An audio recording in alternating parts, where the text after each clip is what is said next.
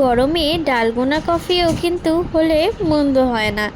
তো চলো আজকে এই ডালগোনা কফিটাই দেখাই, যেটা সোশ্যাল মিডিয়ায় খুবই ভাইরাল।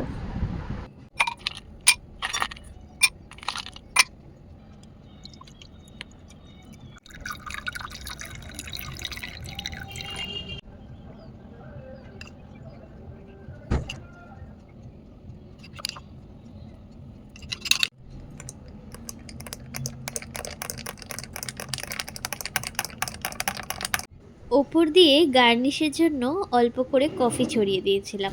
তো কফিটা অল্প করে বাটিতের মধ্যে নিয়ে তার মধ্যে 2 চামচ কি 3 চামচ, যতটা কফি দেবে তার থেকে বেশি কিন্তু চিনিটা দিতে হবে, না হলে কিন্তু কফির ভালো টেস্টটা পাওয়া যাবে না। তো দিয়ে তার মধ্যে অল্প করে দুধ দিয়ে, একদম সামান্য দুধ দিয়ে ভালো করে প্রায় অনেকক্ষণ ধরে ঘুরতে হয়েছিল। ওই ঘুরতেই হাত ব্যথা হয়ে গেল।